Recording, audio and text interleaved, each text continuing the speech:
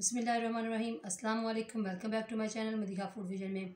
आज मैं अपने दोस्तों के लिए लेके आई हूँ कद्दू के पकोड़े और उसके सालन बनाने की रेसिपी कि मैं इसको किस तरह से बना रही हूँ। आप लोगों ने पहले कद्दू के पकोड़े तो बनाए होंगे घर में, जो कि सब बना लेते हैं इजीली, लेकिन इसका सालन कभी नहीं किसी ने बनाया होगा। तो हमारे पंजाब में मोस्टली ये सालन जो है बहुत फेमस है, हम लोग बनाते हैं इसको घर में। तो आज मैं आप लोगों के साथ अपनी ये पूरी रेसिपी जो है वो पूरी शेयर कर रही हूँ कि मैं इसको किस तरह से बना रही हूँ। तो इसके लिए मैंने सबसे पहले जो कद्दू है इनको लेके वॉश किया अच्छी तरह से और उनको कद्दूकश करके रख लिया है और साथ में मैंने बेसन लिया है। तो पहले हम लोगों ने जो पकोड़े बनाने हैं उसका सामान तैयार करते हैं। हमने खाली बाउल लिया है, उसके अंदर हम लोग ये जो मैंने कद्दूकश करके रखे हुए कद्दू इनको डालती हूँ। अब हम लोगों ने इसके अंदर कोई भी दूसरे प्याज या टमाटर कुछ भी ऐड नहीं करना, ये हम लोगों ने खाली जस्ट इसके पकोड़े बना रहे हैं पहले। तो इसके अंदर अब हम लोग बेसन ऐड करते हैं। 6 खाने के चमचे जो है हम लोगों ने इसके अंदर बेसन ऐड कर लिया है। इसको कर लेते हैं अच्छी तरह से मिक्स। अब हम लोग इसके अंदर जो हमने ये ड्राई जो हमारे मसाले हैं सारे, नमक मिर्च ये ऐड करते हैं। हमने लाल मिर्च का पाउडर जो है वो 1.5 चम्मच हम लोग इसके अंदर डाल रहे हैं। आधा खाने का चमचा हम लोग इसके अंदर नमक ऐड कर रहे हैं। 1 खाने का चमचा हम लोग इसके अंदर सूखा धनिया ऐड कर रहे हैं और 1 खाने का चमचा ज़ीरा पाउडर। अब और ये हमारे पास हम लोगों ने ये करके इसको रखा हुआ दरदरा सा ये सूखा धनिया, इसको अब हम लोग ऐड कर रहे हैं। 1 खाने का चमचा ये है। इसको पहले इस तरह से मिक्स कर लेते हैं अच्छी तरह से। पानी अभी मैंने इसके अंदर नहीं लगाया क्योंकि इसके अंदर कद्दूकश किए हुए कद्दूओं में पहले ही बहुत सारा पानी था। तो आप लोग देख सकते हैं काफ़ी, यानी कि इसमें इतनी ज़रूरत नहीं है, बिल्कुल थोड़ी सी इसमें पानी की ज़रूरत है। मुझे इसमें पानी ऐड करने की बिल्कुल भी ज़रूरत जो है ना महसूस नहीं हुई, क्योंकि मैंने कद्दूकश किए हुए थे कद्दू, उनमें ऑलरेडी काफ़ी पानी था, मैंने उनका पानी निचोड़ा नहीं था। तो अब आप लोग देख सकते हैं कि मैंने बेसन के साथ इसको अच्छी तरह से मिक्स कर लिया और अभी भी ये काफ़ी, यानी कि थोड़ा ये पतला है, कितना ज़्यादा थिक नहीं हुआ। तो ये तकरीबन माशाल्लाह हमारा तैयार है। अब हम लोग इसको फ्राई कर लेते हैं पकौड़ों को। ऑयल हमारा जो है वो गर्म हो चुका है, हमने पहले से ही ऊपर रख ली थी कढ़ाई और ये माशाल्लाह से कंप्लीट यानी कि गर्म हो चुका है। तो अब हम लोग छोटे छोटे बिल्कुल करके हाथों की मदद से पकोड़े इसके अंदर बना के डाल रहे हैं। हाँ, आप लोग देख सकते हैं इसी तरह से बिल्कुल छोटे छोटे से हमने सारे इसी तरह से कढ़ाई में ना अब पकोड़े डाल रही हैं और छोटे छोटे से डालें जैसे कि मैंने आपको पहले बताया है।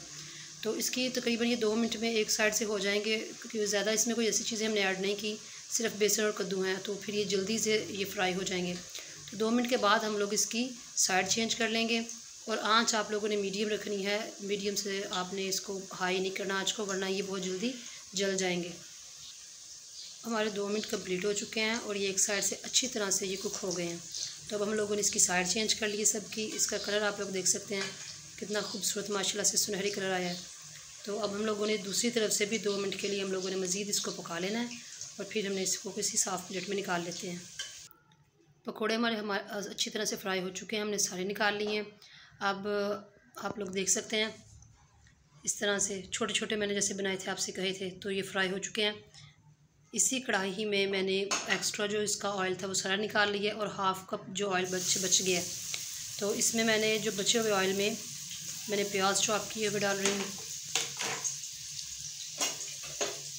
इनका कलर सुनहरी होने तक हम लोगों ने इसको अच्छी तरह से फ्राई कर लेते हैं। प्याज हमारे जो है वो लाइट ब्राउन हो चुके हैं। अब हम लोग इसके अंदर लहसुन अदरक जो है इसको चॉप किया हुआ लहसुन अदरक हम लोग डाल रहे हैं और तकरीबन 2 मिनट हम लोग इसके साथ अच्छी तरह से इसको फ्राई कर लेते हैं जब तक कि लहसुन अदरक का कलर चेंज नहीं हो जाता। अब हम लोगों ने इसके अंदर टमाटर ऐड कर लिए हैं। टमाटर ऐड करने के बाद ये आप लोग देख सकते हैं टमाटरों ने पानी छोड़ दिया है। 1 खाने का चमचा हम लोगों ने 1/2 टीस्पून इसके अंदर नमक ऐड किया है हम लोगों ने, क्योंकि नमक पहले भी ऐड किया था। अब इसके अंदर जाएगी 1 टीस्पून इसके अंदर जाएगी लाल मिर्च का पाउडर, 1/2 टीस्पून इसके अंदर ज़ीरा जाएगा। अब ये सूखा धनिया, 1/4 टीस्पून इसके अंदर हल्दी जाएगी और 1/2 टीस्पून इसके अंदर कुटी हुई लाल मिर्च। हम लोग थोड़ी मिर्च ज़्यादा इस्तेमाल करते हैं, खाते हैं, तो इसलिए आप लोग देख सकते हैं कि इसमें थोड़ी ज़्यादा ही मिर्च इस्तेमाल हुई है। नमक मिर्च जो है आप लोग अपने टेस्ट के हिसाब से कम या ज़्यादा कर सकते हैं। मसाले को हमने अच्छी तरह से फ्राई कर लिया, आप लोग देख सकते हैं मसाले की भुनाई हो चुकी है 3 से 4 मिनट। अब हम लोग इसके अंदर पानी ऐड कर रहे हैं। पानी तकरीबन इसमें हमने हाफ़ कप ऐड किया है, ज़्यादा पानी नहीं लगाना इसमें। तो तकरीबन इसको हम 1 से 2 बॉयल आने तक इसको पका लेते हैं पानी को। पानी में जो हमने इसमें ऐड किया था तकरीबन हाफ़ कप, वो अच्छी तरह से उसमें बॉयल आ चुके हैं 2-3। अब हमारे पास जो पकोड़े हमने फ्राई करके रखे हुए थे वो इसके अंदर डाल रहे हैं। बड़ी एहतियात से आपने अलग अलग करके इसको सारे को डालने हैं। पकोड़े डालने के बाद आपने बिल्कुल इसको नरम हाथ के साथ इसको हमने सीधे कर लिए सारे, यानी कि इनको एक सीक्वेंस के साथ। अब हम लोग इसके ऊपर दे रहे हैं, प्लेट देने के बाद हम लोग इसको मीडियम दम वाली आंच पे हमने इसको रख दिया है, बिल्कुल इसकी आहिस्ता करके इस फ्लेम। तो तकरीबन हम लोग 5 मिनट के बाद मैं आपको दिखाती हूँ इसकी फ़ाइनल लुक। हमने फ्लेम ऑफ़ कर दी है और ये माशाल्लाह से बन के तैयार है। अब हम लोग इसके ऊपर धनिया डाल रहे हैं गार्निश के लिए। मैंने इसको डिश आउट कर लिया सालन को। आप लोग देख सकते हैं कद्दू के पकौड़ों का सालन हमारा बन के तैयार है। जैसे कि मैंने आपको कहा कि हमारी तरफ ये काफ़ी बनाया जाता है पंजाब में।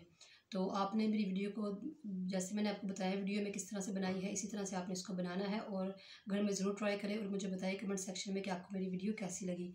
वीडियो अच्छी लगी है तो इसको लाइक करें, शेयर करें और जो लोग नए हैं मेरे चैनल पे काइंडली चैनल को सब्सक्राइब करना मत भूलिएगा और बेल आइकन को भी दबाएं ताकि मेरी आने वाली वीडियोज़ के नोटिफिकेशन आप तक सबसे पहले पहुंच सके और आप इसको देखें।